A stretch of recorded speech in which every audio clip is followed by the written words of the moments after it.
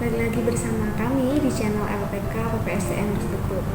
Oke teman-teman, kemarin di video edukasi kemarin kita udah membahas mengenai latar belakang K3 dan K3 itu sendiri yang harus diberlakukan di perusahaan. Nah, untuk video kali ini kita akan membahas lebih spesifik lagi, yaitu tentang APAR. APAR yaitu alat pemadam api ringan. Nah, terkait APAR sendiri itu di video ini kita akan bahas mengenai cara penggunaannya dan tentunya macam-macam APAR itu sendiri. Untuk lebih jelasnya langsung aja kita tanyakan ke ahlinya.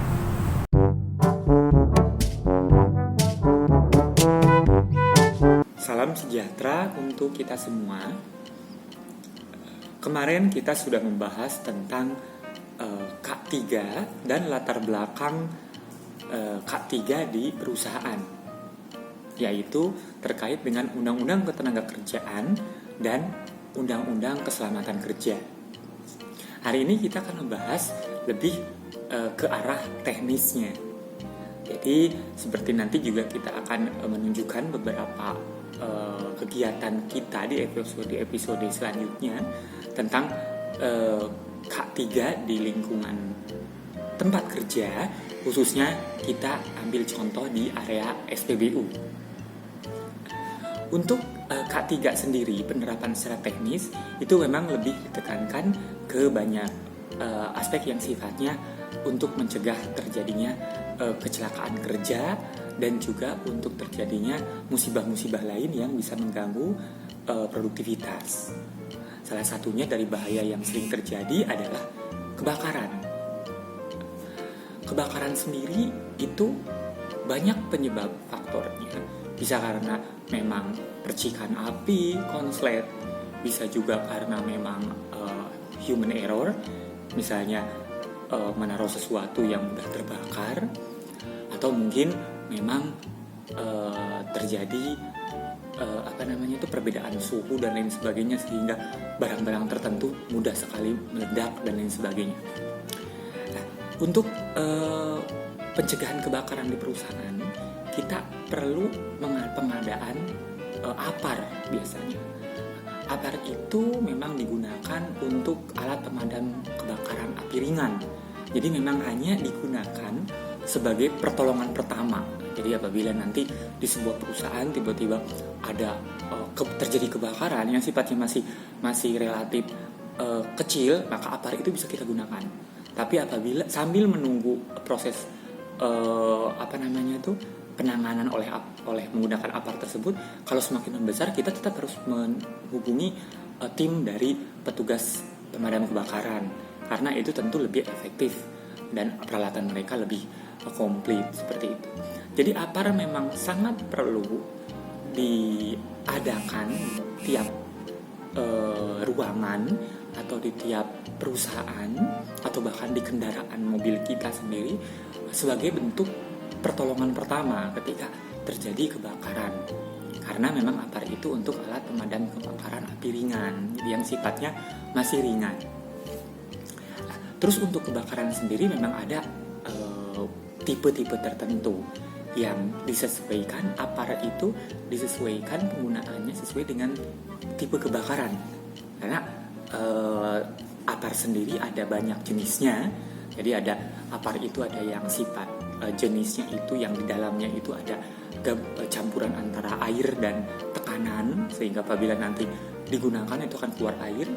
Ada juga APAR yang jenisnya itu busa atau foam, di mana itu zat kimia yang berinteraksi nanti ketika kita arahkan atau kita gunakan, itu akan keluarnya berupa busa, menyelimuti benda-benda yang terbakar.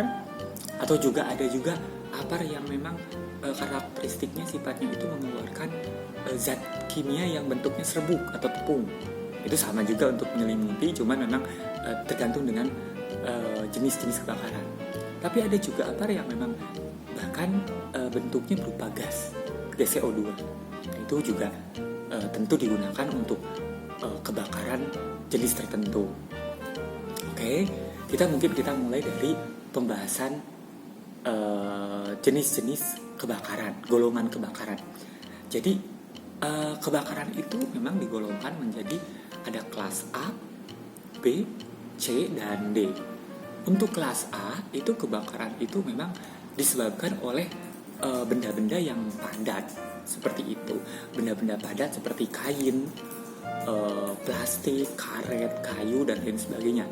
Sehingga untuk jenis ini bisa ditangani oleh apar jenis air, jenis foam, dan juga jenis tepung kimia atau serbuk.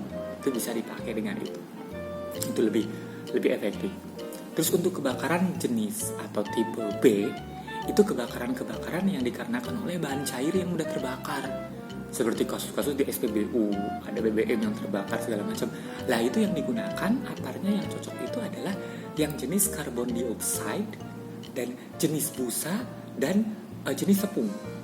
Jadi untuk air tidak digunakan di situ karena tidak akan berpengaruh gitu. Jadi biasanya pilihan pertama adalah penggunaan jenis karbon dioksida, terus nanti bisa juga menggunakan foam atau tepung, biasanya itu. Terus kalau memang kebakarannya tipe C itu adalah jenis kebakaran memang yang disebabkan oleh konsleting atau instalasi listrik yang tidak bagus sehingga menyebabkan kebakaran. Nah, ini yang digunakan aparnya jenis apa nih? Nah, yang digunakan itu biasanya jenis CO2, karbon dioksida, dan apar jenis tepung kimia. Kenapa tidak menggunakan jenis air atau foam? Karena jenis tepung dan jenis foam dan jenis apar jenis air itu kan ada airnya, sehingga nanti kalau kita semprotkan ke kebakaran akibat instalasi listrik, yang ada mungkin kita malah kena tegangan listrik karena airnya akan merambat ke kita. Jadi makanya yang digunakan adalah yang karbon dioksida sama yang satu lagi dengan tepung. Jadi yang memang kering, tidak ada unsur airnya. Sedangkan kalau untuk kebakaran jenis D, itu kebakaran yang karena bahan-bahan logam yang mudah terbakar, seperti adanya sodium, magnesium, dan zat-zat kimia lainnya yang mudah terbakar. Nah itu memang apar khusus yang digunakan. Jadi ada apar khusus untuk jenis penanganan tersebut. Jadi bukan berupa foam, bukan berupa air atau berupa gas, tapi memang ada khusus yang sudah disediakan itu untuk jenis kebakaran kelas D, seperti itu. Nah, untuk mengetahui apar masa berlakunya, itu biasanya di apar sendiri ada tercantum kode dari pengisian pertama, misalnya tahun 2020, Agustus 2020. Nanti dia akan ada tulis di situ berlaku 1 tahun. Berarti nanti sampai berakhirnya itu di Agustus 2021. Nah, untuk seperti itu memang bukan dianjurkan lagi, memang harus ketika waktunya udah habis, maka apar tersebut harus diganti atau kita bilang diisi ulang. Jadi isi yang itu dibuang, terus diganti oleh isi yang baru. Mungkin ada pertanyaan, Pak, tapi kan tidak digunakan, eman-eman. Pertanyaan itu yang sangat berbahaya untuk kita. Kenapa? Karena ketika nanti kita bilang, eman-eman, baru 1 tahun gak usah diganti. Akhirnya ketika terjadi sesuatu yang tidak diinginkan, apar itu kita gunakan, dalamnya sudah tidak sesuai dengan standar. Tekanannya tidak bagus, akhirnya tidak keluar. Bahkan mungkin foamnya mengendap di dalam sehingga tidak keluar. Akhirnya percuma.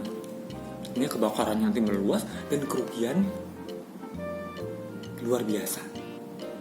Sehingga tetap acuan kita adalah apabila apar sudah habis masa berlakunya, maka segeralah refill, ganti ulang, sehingga itu menjadi baru lagi. Nah, cuman kalau mau mengganti kan eman-eman istilahnya. Lah maka untuk itu, ketika akan mengganti, maka manfaatkanlah untuk menjadi praktek untuk penanganan kebakaran. Misalnya ada APAR di kantor kita ada 4 nih, nggak digunain dan mau kita refill, eman-eman nih, itu masih istilahnya masih bisa digunakan. Ya udah, kita gunakan aja untuk latihan secara berkala, misal 1 tahun sekali latihan pemadam kebakaran, kan tidak ada ruginya. Itu malah kita mempersiapkan para karyawan kita atau para mungkin OB kita atau security kita untuk selalu waspada dengan kebakaran. Jadi dia akan terbiasa menggunakan APAR itu, karena setiap tahun kita mengadakan latihan karena mau diisi ulang, dan daripada eman-eman dibuang mendingan kita gunakan untuk latihan. Jadi pesan dari kami adalah APAR itu digunakan sesuai dengan masa berlakunya. Jadi jangan melebihi masa berlakunya, karena itu berakibat pada kualitas penggunaan nanti apabila kita butuhkan. Kita kan tidak pernah berpikir hal yang buruk terjadi, tapi kita harus selalu waspada dan selalu siap-siap. Salah satunya dengan adanya APAR di setiap perusahaan kita, atau bahkan di kendaraan pribadi kita, atau bahkan di rumah kita. APAR pun ada ukurannya, jadi ada yang besar, ada yang kecil.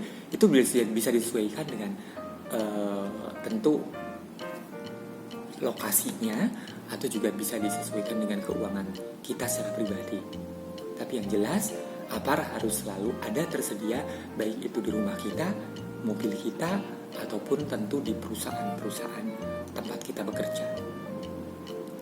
Demikian tentang jenis-jenis APAR dan penggunaannya. Besok kita udah mulai ke praktek tentang cara penggunaan dengan sebagai contoh di area SPBU. Demikian dari saya, terima kasih. Oke teman-teman, tadi itu penjelasan dari Bapak Franes Pradisuara. Teman-teman udah ada gambaran ya terkait APAR itu sendiri. Nah, cukup sekian video kali ini, semoga bermanfaat. Jangan lupa yang belum subscribe silahkan subscribe channel ini dulu. Bagi yang udah, jangan lupa like, comment, and share. Terima kasih.